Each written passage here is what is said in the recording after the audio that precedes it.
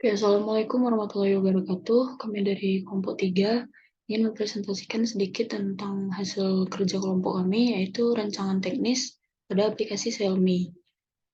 Aplikasi ini merupakan aplikasi e-commerce food waste. Nah, untuk anggotanya sendiri ada Muhammad Rayyan Hanifah Syahrial, kemudian Nabila Safira Hamdani, Wanayatun Nisa, Isna Binti Miara, dan Muhammad Dirgar. Untuk latar belakang yang kami angkat ini masalah sampah. Jadi sampah ini merupakan permasalahan yang sangat umum yang terjadi di masyarakat. Untuk jumlah dan jenis sampah ini terus bertambah seiring pertumbuhan penduduk dan perkembangan teknologi. Untuk peringkat pertama itu ada sampah organik yang memiliki persenan sebesar 60%. Kemudian disusul sampah plastik 14%. Untuk penyebab tingginya produksi sampah organik ini ada pada sampah sisa makanan atau food waste. Di dunia, per tahun 2019, 931 juta ton sampah sisa makanan dihasilkan. Untuk 61%-nya berasal dari sektor rumah tangga, kemudian 26% dari industri makanan, dan 13% dari retail. Selanjutnya untuk temuan yang kami dapatkan, ada use case diagram, activity diagram, deployment diagram, komponen diagram, package diagram, dan cost diagram. Untuk use case diagram akan saya serahkan kepada teman saya.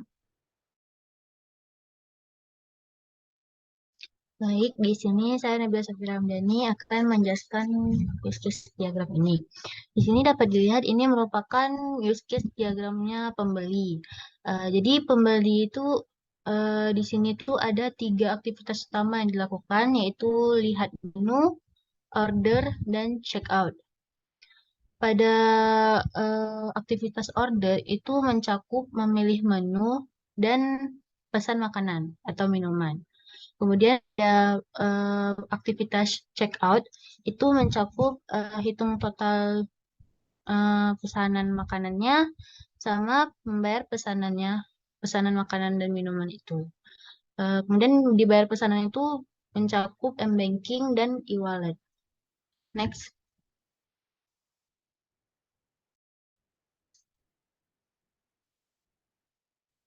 Kemudian di sini ada use case dari penjual. Di sini penjual bisa melakukan login terlebih dahulu pada aplikasi. Uh, Login ini bisa menggunakan password atau email atau Facebook atau Google. Kemudian penjual bisa melakukan update menu, mencakup tambah menu, ubah menu, atau menghapus menu. Kemudian penjual bisa melihat data penjualan, mengolah data orderan, mengecek orderan dari pembeli. Jika ada pembeli yang meninggalkan feedback, penjual juga bisa mengecek feedbacknya. Kemudian jika sudah selesai, penjual bisa keluar dari aplikasi.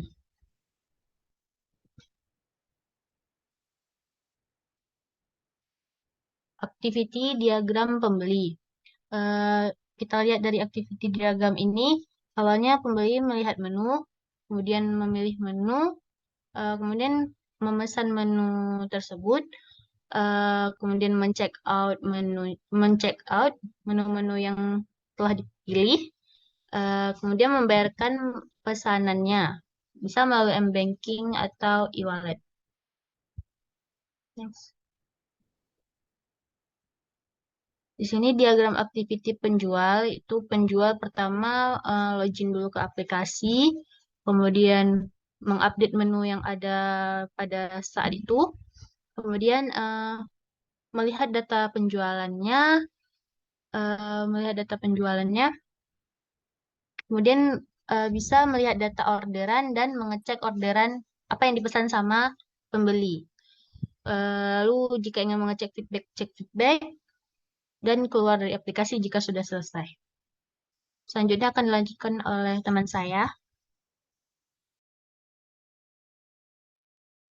Baik, saya Misna Pintumiara.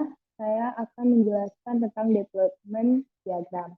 Jadi, development diagram dalam pembuatan aplikasi ini akan menggunakan tiga device, yaitu ada user client, server DB, web server.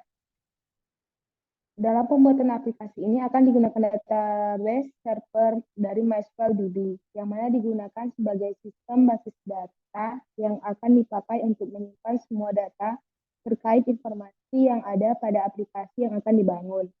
Kemudian akan digunakan web server sebagai jembatan antara pengguna agar bisa berinteraksi dengan aplikasi yang mana menggunakan web server. Kemudian untuk merancang framework pada aplikasi ini akan digunakan device browser, yang mana device ini berfungsi agar aplikasi lebih mudah diakses dan digunakan pada banyak platform atau perangkat pengguna. Next.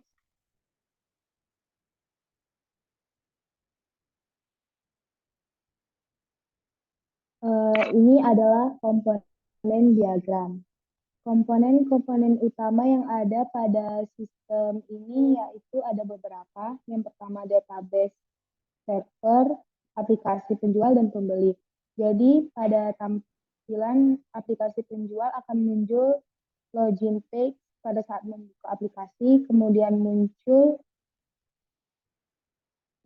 penjual dapat melakukan update menu, melihat data penjualan, dan mengolah data orderan, sekaligus mengecek orderan yang masuk, serta melihat feedback yang sudah diberikan oleh pembeli. Sedangkan pada tampilan aplikasi pembeli juga akan muncul login page pada saat membuka aplikasi. Selanjutnya akan muncul page melihat menu, lanjutkan dengan melihat order untuk memilih dan memesan makanan dan minuman yang diinginkan. Kemudian akan muncul page checkout untuk semua makanan yang sudah dimasukkan ke keranjang. Dan yang terakhir akan melakukan pembayaran pesanan pada page pembayaran pesanan. Itu saja dari saya, kemudian saya kembalikan kepada moderator. Baik, akan saya lanjutkan. Saya akan menjelaskan tentang package diagram.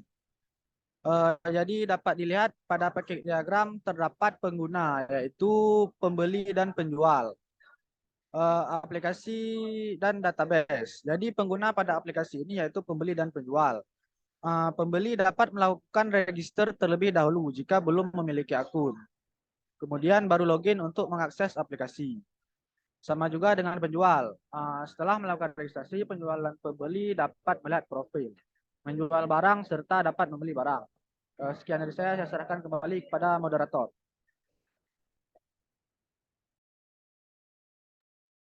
Baik, selanjutnya ada kelas diagram. Di sini terdapat beberapa kelas. Yang pertama ada kelas admin, customer, order, dan juga item dan payment.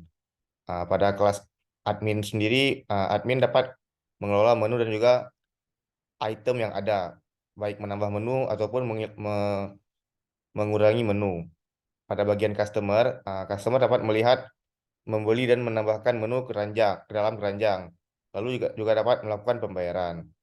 Selanjutnya ada bagian order, di mana setiap order maka akan dicatat nomor, tanggal, dan juga status ordernya. Lalu pada kelas item terdapat ID dan kategori item. Dan pada kelas terakhir, kelas payment atau pembayaran, di sini data ID customer dan metode pembayaran akan disimpan di setiap pembayaran dilakukan. Baik, sekian dari kelompok kami. Lebih dan kurang kami mohon maaf. Assalamualaikum warahmatullahi wabarakatuh.